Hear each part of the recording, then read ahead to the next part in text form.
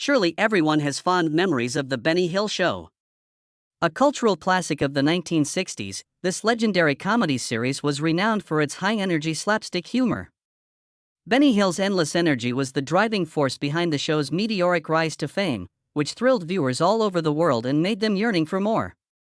The show's contentious depiction of women, however, drew criticism as cultural standards changed. In particular, which scenes ignited this backlash? Here we'll take a look at the events that transpired behind the scenes and how they led to the Benny Hill Show being cancelled. But first, let's go back to where Benny Hill came from in the early days of his revolutionary show before we find out about these crucial occasions. Background: Alfred Hawthorne Hill, whose stage name is Benny Hill, came into this world in Southampton, Hampshire on January 21, 1924. Nevertheless, there is some disagreement, as some sources assert that he was born in 1925. An amusing streak ran in Benny's family. While Alfred Hill's father was a medical appliance shop owner, his grandpa and father were also involved in the circus. The dynamic of the family was enriched by his mother, Helen née Cave. Benny dabbled in a number of occupations after finishing his education at Southampton's Taunton School. Before earning a role as assistant stage manager with a touring revue, he worked at Woolworths, delivered milk, operated bridges, drove trucks, and even played the drums. Benny joined the British Army in 1942, the year the war broke out. He served as a mechanic, truck driver, and searchlight operator in Normandy beginning in September 1944 after completing his training with the Royal Electrical and Mechanical Engineers. Soon after, just before the war ended, he transferred to the Combined Services Entertainment Division. The legendary British music hall comedians ignited Hill's love of humor and inspired him to pursue a career in the entertainment industry. He decided to go by the name Benny in honor of his favorite comedian, Jack Benny. Benny Hill began to make a name for himself in radio after World War II. Made his television debut on October 5, 1947, on Variety Bandbox. After that, Benny made his first appearance on television in 1950. Went on to star in the 1962-1963 anthology sitcom Benny Hill, where he demonstrated his flexibility by voicing a variety of roles. His abilities extended beyond that. He had the role of Nick Bottom in the 1964 television movie version of A Midsummer Night's Dream by William Shakespeare. In addition to hosting the show, Benny Hilltime was a radio host who hosted 3 series of shows on the Light program of BBC Radio from 1964 to 1966. The show featured comedic and satirical segments, such as From Moscow with Love, which parodied James Bond and put his own perspective on the Beatles. On the episode, Hill played a number of different parts. For example, Fred Scuttle and Harry Hill. But how did Benny make the jump to the legendary Benny Hill program, and what happened to bring it to a close? Continue reading to find out what happens next. Experiences in the workplace. With roles in 5 feature films under his belt, Benny Hill was quite the movie star. As well as Whodunit, Light Up the Sky, The Italian Job, Chitty Chitty Bang Bang, and Those Magnificent Men and Their Flying Machines. Also, he directed 2 short films. Television series Auguste, as well as the films The Waiters and Eddie. In 1974, Cinemas played a compilation film called The Best of Benny Hill, which showcased his early work on Thames Television. Gather in the Mushrooms, Peep's Diary, and Transistor Radio were all popular Hill audio recordings from 1961, while Harvest of Love was popular from 1963. Ernie was his most popular song. Became the UK Christmas #1 in 1971 and won an Ivor Novello Award in 1972. He was also the quickest milkman in the West. Benny Hill's legion of admirers included A-listers like Adam Carolla, who paid tribute to Hill on The Man Show, and Johnny Carson, who frequently welcomed Hill to The Tonight Show. "I simply love your Benny Hill," Michael Jackson once told a British reviewer, revealing that he was another lover. "He cracks me up." The 1987 music video for Genesis' song Anything She Does featured him as the clumsy security guard Fred Scuttle. In an interview with The Observer that was published in 2011, even rapper Snoop Dogg admitted to being a fan. In the omnibus episode Benny Hill, Clown Imperial, several celebrities conveyed their adoration for Hill's comedic talent, including Burt Reynolds, Michael Caine, and Walter Cronkite. In a 1990 review of Hill's memoir Saucy Boy, novelist Anthony Burgess lauded Hill, describing him as a comic genius with deep roots in the British music hall tradition. Burgess even went so far as to compare Hill to other comedy legends, such as Stan Laurel and Charlie Chaplin. One of the most popular UK shows in the early 1970s, The Benny Hill Show captivated millions of viewers throughout the globe. Skillfully combining physical comedy with cutting humor, the show became famous for its iconic sketches and unforgettable characters, solidifying its position in television history. Starring Benny Hill, the show debuted on the BBC in 1955 and provided viewers with a variety of musical performances and short comedies. The show moved from the BBC to Thames Television in 1969 after airing there until 1968. Popular elements of The Benny Hill Show were slapstick, mime, parody, and double entendres. In 1971, when it was at its peak, nearly 21 million people in the UK watched it. Among Benny Hill's 1972 accolades was a nomination for Best Entertainment Performance and a BAFTA Television Award for Best Writer. The show's popularity spread across the Atlantic, becoming widely seen in the US in the late 1970s and running in syndication until 1991. Hill received the esteemed Rose d'Or Award in 1984, and the show was nominated for Outstanding Variety at the 1980 and 1981 Emmys. Nevertheless, the show was cancelled by television in 1989 as a result of falling ratings and rising production expenses, which had reached $450,000 per episode by that point, roughly $1.4 million in 2023. The influence of the show was substantial even after it was cancelled. Its theme music was chosen as the nation's favorite in a 2015 UK survey. It was featured on the ITV special, The Sound of ITV. The Benny Hill Show is still a cherished and famous part of entertainment history because of the impact that Benny Hill's groundbreaking and occasionally divisive comedic style had on television comedy. Thanks to its inventive format and humorous storylines, The Benny Hill Show was able to enthrall viewers. Benny Hill would appear in a number of brief comedic sketches that would be set to the lavish musical numbers performed by modern performers. Hill's adaptability was on full display as he wore multiple outfits to bring different personalities to life. Hill continued to defend his work in the face of accusations of sexism and objectification of women. He said that the female characters had their dignity and that the males who pursued them were shown as ignorant.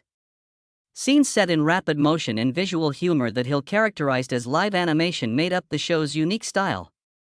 Mime and parody, two comedy classics, were everywhere.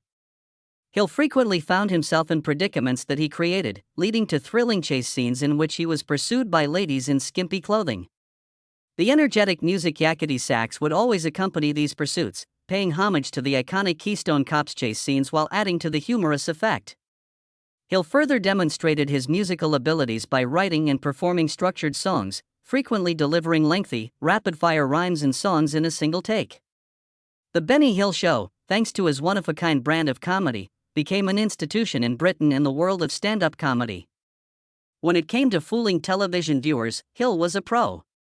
He gave as an example his 1976 TV mystery parody Murder on the Oregon Express, which was based on Murder on the Orient Express and had spot-on impersonations, as well as astute editing and cinematography.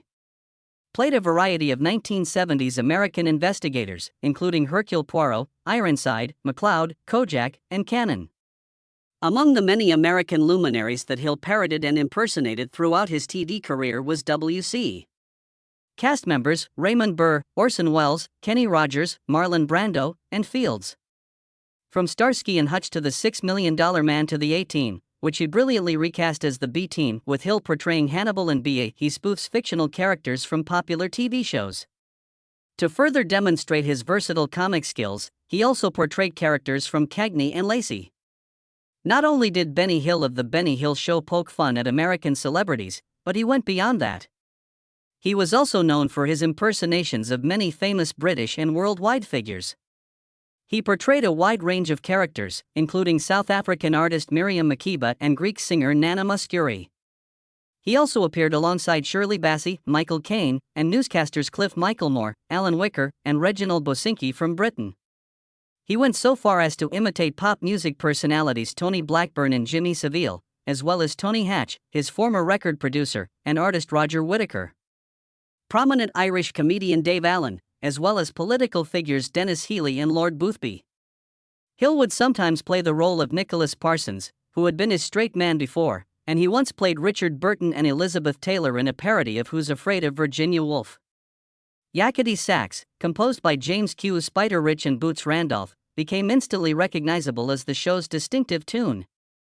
Session singers the Ladybirds, who were regulars on television from 1969 until 1974, provided vocal backup for musical director Ronnie Aldrich. Peter Hughes played the saxophone solo on Aldrich's Yakety Sax, and for a few episodes in 1973 to 1974, Albert Elms filled in as musical director. The show debuted on Thames Television in November 1969, the same episode in which Yakety Sax made its first appearance.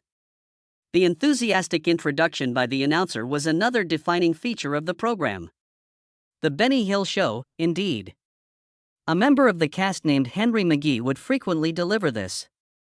Hill began being introduced as the lad himself at the opening of each episode starting in 1975. The episode often ends with Hill's signature goodbye. Your presence here is very appreciated, and we hope to see you all again soon. For the time being, though. Henry McGee, John Keefe, Nicholas Parsons, Ken Said, Bob Todd, and Jackie Wright were among the principal supporting actors. Regular sexpot women on the show were Diana Darby, Sherry Gillum, Leslie Goldie, Bettina LeBeau, Jenny Lee Wright, and Sue Bond. In subsequent years, the Hills Angels Dance group was introduced, following a short stint by the Love Machine. Sue Upton, Louise English, and Jane Leaves were the regulars on Hills Angels, with Leaves making a couple of cameos in the 80s. Susan McIntosh and Susan Clark were two other prominent one-time guests. The bespectacled member of the female singing duo The Ladybirds, Maggie Streeter, was a fixture on the show, lending Hill background vocals and even taking the stage solo on occasion. Bella Timberg, Anna Dawson, Rita Webb, Helen Horton, and Patricia Hayes were among the character actresses who left their imprint on the program. Some extraordinary force was undoubtedly propelling Benny Hill to such a phenomenal career. Just what is it? Find out by continuing to watch. Why Benny Hill chose not to get married or have a family is one of the great mysteries of his private life, given his immense success. Actress Annette Andre was one of two women who publicly acknowledged declining his love approaches in the early 1960s. Nevertheless, the specifics of their rejection were kept confidential. Hill opened up about his difficulties in dating in an interview with Daily Mirror reporter Jane Dexter. He likened his predicament to being an employee at a chocolate factory, where there were so many options that it was difficult to choose just one. Hill made it clear that he was looking for a sensible woman. The ideal candidate would be someone with a simple job, such as an office worker, manufacturing worker, or retail assistant. Doris Steele, a dancer, was the one person he was most intimate with before he was married, but their relationship ended when she said she wasn't ready. Regardless of these heartbreaks, Hill was the target of sexuality-related rumors, which he strongly refuted. He maintained an unwavering commitment to his work despite these personal difficulties, frequently devoting extensive time to honing skits and screenplays for comedy roles. Hill led a very frugal lifestyle despite his enormous riches. His perfectionism made him constantly strive for greatness. After settling at Fairways House in Teddington in 1986, he spent 26 years renting a two-room flat on London's Queen's Gate.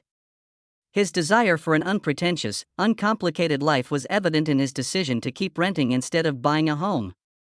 Benny Hill's parents lived a modest lifestyle, which molded his childhood and ultimately his life choices. He eschewed ostentation by deciding to rent rather than buy, shopping at cheap supermarkets, and walking instead of taking cabs. He lived frugally and never had a car, even though he had a driver's license. Even his clothing was uncomplicated. Instead of buying new garments, he would often mend them. Much of the Benny Hill Show's phenomenal popularity came from Hill's comic genius and painstaking attention to detail. Hill was a natural performer when given the chance to showcase his comedic timing and profound love of music, despite the fact that his friends and co-workers frequently assumed he was more reserved. He was a talented saxophonist who often used his instrument into his comedic routines, constructing musical parodies that enriched his already robust comic presence. Were Benny Hill's comedic talents and frugal way of life his only selling points? Find out everything by continuing to watch. The dark side of Benny Hill. Despite his notoriety, Benny Hill's private life was sometimes cloaked in mystery. His humorous representations in drag performances brought him fame, even though he was definitely not gay. Acting out roles for characters such as Fanny Craddock, Moira Anderson, and the three Beverly Sisters. Hill had a darker, more complicated side beneath all that humor. His fear of females was a disturbing characteristic of his. Personal relationships were challenging for Hill because, despite his tremendous comedic talent, he was extremely shy and uncomfortable among women. According to him, his lifelong bachelor status was caused by two events that occurred while he was a child. One in which a beach girl flat out refused to give him any of her shells, and another in which a fair girl flat out refused to share any of his candy floss. He justified his isolation by saying that these experiences were too painful to bear. His claim that he never spoke to the girls after admitting to following them home begs the question of whether his actions were gallant or disturbing. Even as an adult, Hill had a hard time developing intimate relationships. He was an 11+ exam pass at age 10, but he was unmotivated to continue his education and instead found employment as a clerk. The unloading of lorries for Woolworths was one of his many jobs. It was there that he had an affair with a girl named Jean, who worked the perfume counter. Based on his experiences as a delivery guy for Dorset Dairies, Hill created his famous identity Ernie, the fastest milkman in the West, through a combination of his job and life experiences. He went on to win an Ivor Novello Award in 1972 for a song he wrote about these adventures. Even though Hill was successful in his career, he lived a lonely life outside of work. He took solace in the maternal compassion he experienced from married women, whose loving attitudes he frequently sought out. Hill stayed out on his own, apparently happy with his bachelor status, in contrast to other famous people who were known for their amorous adventures. Hill had a tough road to stardom. He got his start cracking jokes for 5 shillings each night at amateur performances and variety events throughout town. His parents wanted him to get a regular career with a pension and were not on board with his dreams of being a famous actor. They warned Hill not to follow his heart, but he did nevertheless, even though it meant living in rat-infested air raid shelters and working low-paying jobs.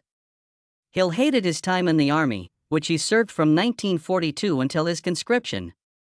He returned from his military service with a demobilization bonus that he put toward his ambition of becoming a stand-up comic. Poorly received performances and hecklers who ridiculed Hill's acts were only two of the many obstacles he faced in his early career. He found refuge in comedy, though, and he persisted until he became a famous and adored performer.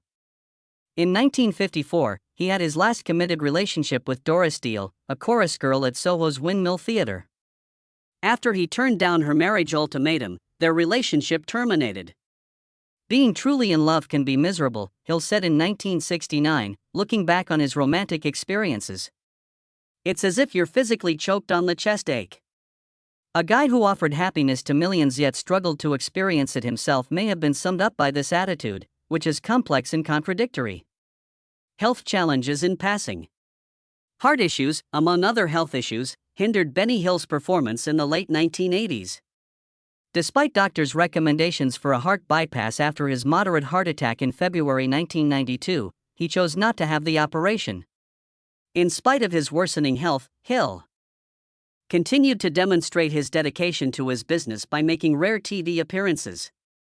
He died at his Teddington apartment on April 20, 1992, at the age of 68. Several days after his body was found, doctors determined that coronary thrombosis was the cause of his death. 8 days subsequently, Hill was laid to rest in Southampton's Hollybrook Cemetery. Grave robbers broke into his coffin because word got around that he was buried with valuables. As no such things were discovered. Benny Hill may have passed away too soon, but his comedic genius has endured through the ages, touching people of many backgrounds and cultures. He was a major player in television history, and his reputation as a gifted musician and multi-talented performer lives on. So, why was the Benny Hill program finally canceled?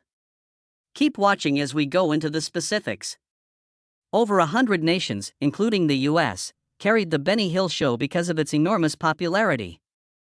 The show's renowned pursuit scenes, as well as its racy songs, monologues, sketches, and parodies, kept viewers enthralled for more than 20 years.